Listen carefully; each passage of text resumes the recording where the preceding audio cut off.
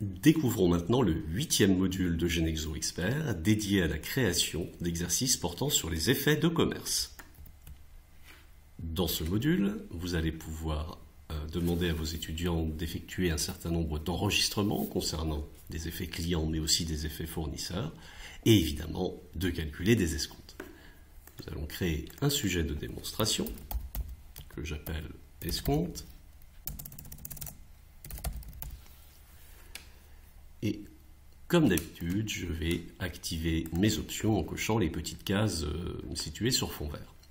Au niveau des effets clients, vous allez pouvoir demander l'enregistrement au maximum de 20 ventes. Bon, ça fait peut-être un peu beaucoup. Pour cette démonstration, on va en mettre 5, ce sera suffisant. Vous pourrez ensuite préciser le nombre d'effets acceptés. Il vous est évidemment loisible d'en mettre moins que le nombre de ventes réalisées.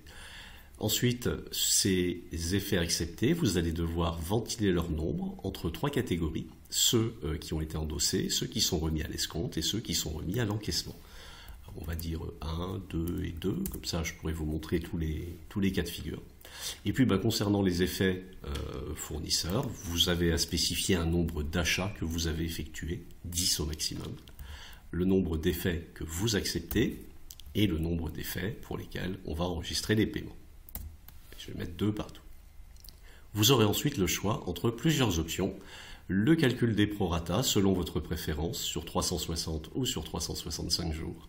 Et vous pourrez choisir dans les enregistrements d'utiliser ou pas les comptes 51.13 et 51.14. Je vais les utiliser.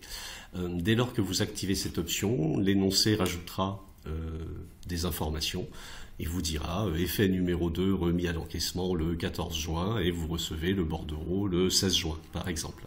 Si vous n'activez pas l'option, vous aurez simplement effet numéro temps remis à l'escompte ou à l'encaissement à telle date. Voilà, et on n'aura pas d'infos décalées de quelques jours avec le bordereau permettant d'enregistrer les opérations et donc de solder ces comptes 51.13, 51.14. Et comme d'habitude, vous pourrez demander donc l'enregistrement des opérations au journal, le journal vierge, et vous pourrez demander à vos élèves de présenter les calculs, voire leur fournir des tableaux vierges pour vous remettre leurs calculs. Voilà, mon petit sujet est paramétré. Je vais le réaliser. Donc le logiciel travaille. Cela va prendre quelques secondes. Voilà, il est en train de générer les documents et mon sujet est prêt. Découvrons le sujet. Donc j'ai mon énoncé, j'ai les questions, enregistrer les opérations au journal, présenter le détail de vos calculs. J'ai donc un certain nombre d'opérations enregistrées, des achats, des ventes qui incluent des remises, etc. Histoire de leur faire réviser les calculs commerciaux. Puis les différentes opérations, les différentes étapes que j'ai indiquées. Acceptation de la lettre de change par le client. Nous acceptons une lettre de change au profit d'un fournisseur. Je vais descendre un peu. Endossement d'un effet au profit du fournisseur la Vienne, remise à l'escompte d'une lettre de change, remise à l'encaissement, réception de l'avis de crédit concernant ces opérations, remise à l'escompte encore, paiement, remise à l'encaissement, réception de l'avis. Voilà, donc on a un sujet qui est suffisamment détaillé. Vous aurez à votre disposition un tableau récapitulant le détail des calculs commerciaux.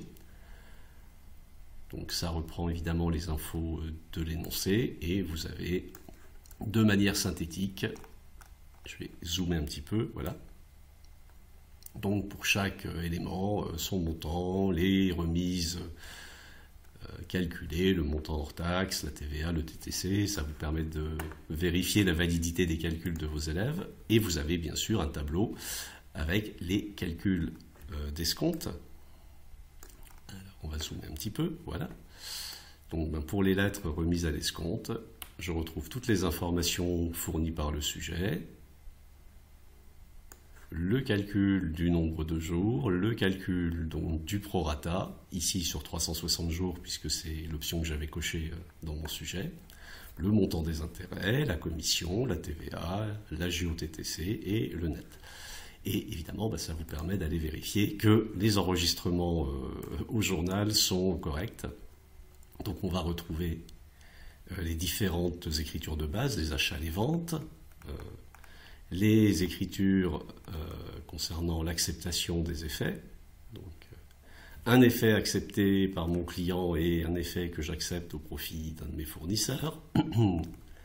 Voilà, je vais descendre un petit peu pour arriver. Voilà, donc un effet remis à l'escompte le 18 mai et la réception du bordereau le lendemain avec donc le détail de l'enregistrement de cet escompte. Un effet remis à l'encaissement avec le détail de l'enregistrement de l'encaissement, donc toujours les frais bancaires. Voilà, encore un effet à l'escompte. Un paiement d'effet que j'avais accepté au profit d'un de mes fournisseurs. Voilà, et bien entendu, vous avez les documents vierges, donc le tableau de calcul des escomptes qui comporte de nouveau les infos de l'énoncé déjà reprises, ainsi que le tableau des calculs commerciaux qui lui aussi comporte directement les informations de l'énoncé. Comme ça, vous pouvez remettre ces documents si vous le souhaitez à vos élèves, leur demander de les compléter, ou vous pouvez simplement leur fournir le sujet sans tableau et leur demander de procéder au calcul et de faire eux-mêmes les enregistrements. Voilà ce que vous propose ce module nouveau dans Genexo Expert de génération d'exercices sur les effets de commerce.